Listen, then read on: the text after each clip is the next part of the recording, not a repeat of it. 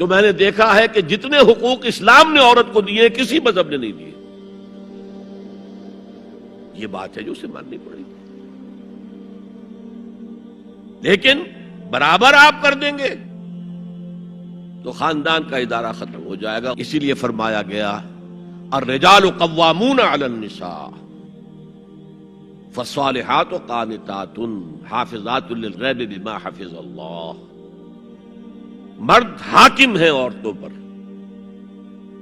نیک بیویاں وہ ہیں جو اپنے شوہروں کی اطاعت کرتی ہیں. ظاہر بات ہے کہ کوئی رائے ہے، اختلاف رائے ہو گیا ہے شوہر اور بیوی میں، بیوی دلیل سے سمجھا لے، اپیل سے سمجھا لے، جس طرح بھی سمجھا لے، من والے ٹھیک ہے، اور نہیں تو اسے شوہر کی بات ماننی پڑے گی.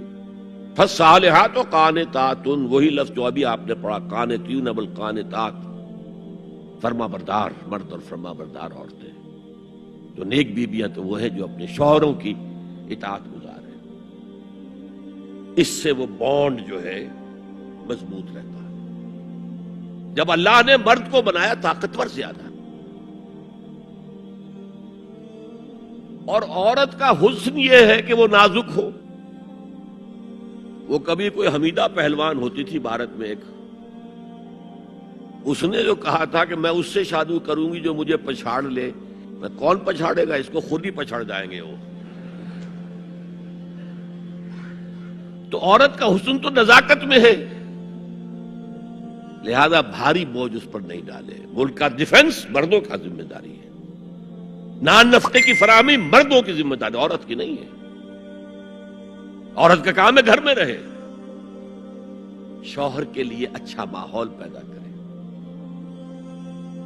اب اگر دن بھر 8 گھنٹے عورت بھی کام کر کے آئی ہے، کسی باس نے بھی جھڑک دیا ہوگا، کچھ اور ہوگا، تھکی تھکائی اور طبیعت تقدر لے کر آئی ہے، مرد کا بھی یہی حشر ہے، گھر میں جائیں گے تو کیا ہوگا؟ لڑیں گے. لیکن گھر میں رہی وہ عورت. پھر بچے آ جاتے ہیں، 1 بجے آ گئے، ماں باپ دونوں آئیں گے شام کو 6 بجے، 7 بجے، 8 بجے. بڑے بڑے شہروں میں تو وہاں پر 2-2 گھنٹے تو لگتے ہیں گھر پہنچنے میں. یہ بچے کیا کریں گے؟ کس قسم کے تجربات کریں گے؟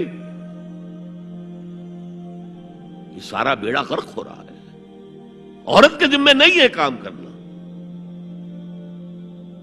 کہتے ہیں مجبوری ہے. آپ اپنے سٹینڈرڈ آف لیونگ کو بڑھاتے جائیے، بڑھاتے جائیے، بڑھاتے جائیے. دونوں کی سر توڑ محنت کے باوجود آپ کا جو ہے تقاضا پورا نہیں ہوگا، اور اسی کو سکیڑ لیجئے. کمانا شوہر کا کام ہے، بیوی کا نہیں. اس کو اقبال نے کہا ہے کہ اسلام کا معاشرتی نظام 2 حصوں پر مشتمل ہے. حافظ ناموس زن، ایک تو عورت کی عصمت و عفت کی حفاظت. مرد آزماں، مرد کے اوپر چیلنج ہے. بھاری بوجھ تمہیں اٹھانے ہیں. مرد آزماں مرد آفریں. بھاری کام سارے مردوں کے لیے ہے. عورت گھر میں رہے. اور آج بھی امریکہ میں جو سٹے ایٹ مومز کہلاتی ہیں، وہ مائیں جو گھروں میں رہتی ہیں، ان کا بہت بڑا ان کا مقام ہوتا ہے. ان کے بچوں کی تربیت جو ہو سکتی ہے. اور سب سے زیادہ مظلوم وہاں پر عورت ہے. مجھے بتایا جاتا ہے کہ جب سردی برف پڑ رہی ہوتی ہے تب بھی سب سے پہلے سڑکوں پر آپ کو عورتیں نظر آئیں گی. مرد 1 گھنٹے بعد گھر سے نکلے گا، کیونکہ اس عورت نے کہیں اپنے بچے کو کسی بیبی سیٹر کے پاس، چلڈرن کیئر کے پاس بھیجے گی، پہنچائے گی، پھر اپنے آفس جائے گی. شام کو آفس سے نکلے گی، وہاں سے بچے کو لگی، پھر گھر آئے گی. مظلوم ترین عورت ہے وہاں پر. دونوں بوجھ ڈال دیے اس پر. حمل بھی وہ اٹھائے، ولادت کی سختی بھی سہے، اور معاش کا بوجھ بھی ڈالو اس پر. واقعہ یہ ہے کہ آج کی عورت انتہائی مظلوم عورت ہے. ایک تو اسے کھلونا بنا لیا. عجیب حیرت ہوتی ہے مغربی تہذیب کو کیا ہوا ہے. عورت ننگی، مرد پورا لباس پہنے ہوئے، پینٹ بھی ہے اور کوٹ بھی ہے، سوٹ پورا ہے اور ٹائی بھی ہے، اور عورت ننگی ہے. اور شدید ترین سردی کے اندر ٹانگیں ننگی ہیں اس کی. یہ اسلام کا معاشرتی نظام اس کو کسی صورت گوارا نہیں کرتا۔ طلاق کے معاملے میں یہی فرق رکھا، مرد دے سکتا ہے طلاق، عورت لے سکتی ہے، دے نہیں سکتی ہے۔ لے گی تو خلا کہلائے گی، یا عدالت میں جا کر ثابت کرے، یا یہ کہ کوئی ایلڈرز آف دی فیملی ہوں وہ درمیان میں آئے اور عورت کہے کہ میرا اس کے ساتھ نباہ نہیں ہو سکتا، خود طلاق نہیں دے سکتی، کیونکہ عورت کے اوپر جذباتی طور پر ہر مہینے میں چند دن ایسے آتے ہیں جو چڑچڑی ہوتی ہے، اس چڑچڑے پن میں وہ کچھ بھی کر بیٹھے،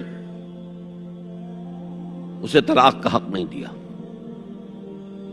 مرد کو حق حاصل ہے، ہاں اگر ناحق طلاق دے گا اللہ کے ہاں پکڑا جائے گا۔ یہ بات جو ہے مرد اور عورت کو برابر کے طلاق کے حقوق، یہ بھی خاندان کی جڑ کھودنے کے مترادف ہے۔